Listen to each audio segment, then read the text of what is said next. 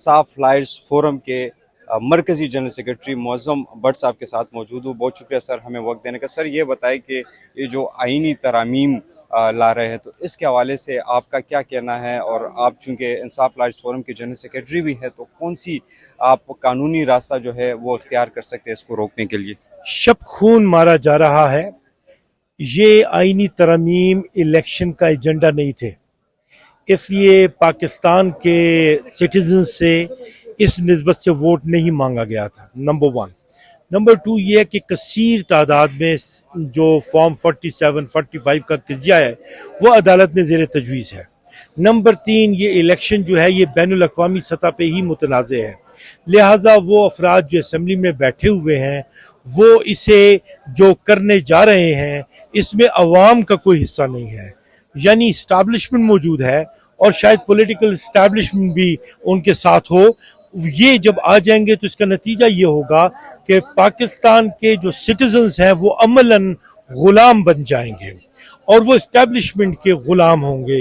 वो उनकी हकीकी हैसियत वैसी ही होगी मुख्तलिफ अंदाज में जो कि FCR के तहत रहने वाले लोगों की हुआ करती थी।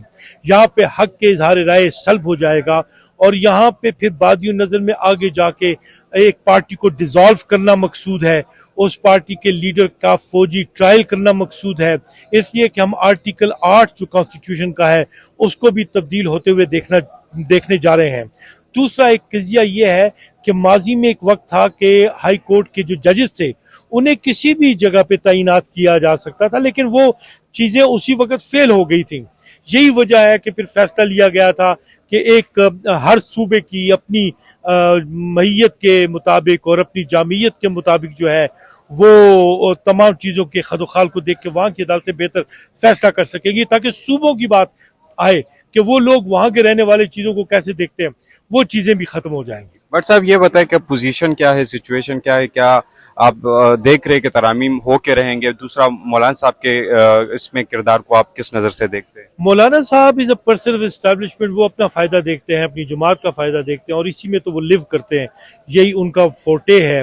वो अपने मफाद को देखेंगे और यही होगा और यही होना है। वगरना चाहिए तो यही कि जिस तरीके से हमारे साथ वो आके खड़े हो रहे थे और इमरान खान की रिहाई की बाबत बात कर रहे थे, बाकी मामलात पे पॉलिटिकल स्कोर मेकिंग हो रही थी, तो उनसे होना यही चाहिए था कि वो कुल्ली तौर पे निगोशिएशन की बजाय खड़े होते आकर हमारे साथ और इस मामले को ठीक ढंग से देखते हैं। लेकिन मौलाना साहब तो ये बात करते हैं कि जी PTI के साथ हमारी सिर्फ इस हद तक बात हुई थी कि जो इंतखाबात फेयर नहीं हुए हैं, ठीक है जी।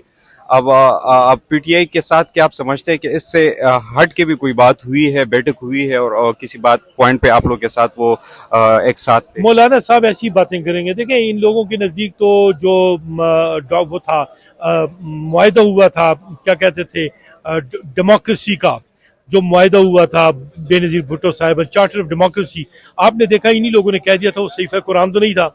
इसी तरीके से किस बात पे नाराज हो गए थे हमारे मौलाना फजल रहमान PPP वगैरह से? जाहिर है अपने मफाद को उन्होंने देखना है। जहाँ पे अपना मफाद आ जाता है और कौमी मफाद पर से पुश डाला जाता है तो फिर वो ऐसी बातें होती हैं। इसलिए उनका ये कहना, हम तो पहले ही कहते थे, मैंने तो कह भी दिया था उन्हें भी, अपने साबिक स्पीकर कैसर साहब को भी, कि जिन पे आप तकिया कर रहे हैं इन पे आप तकिया नहीं कर सकते, दिस इज रॉन्ग।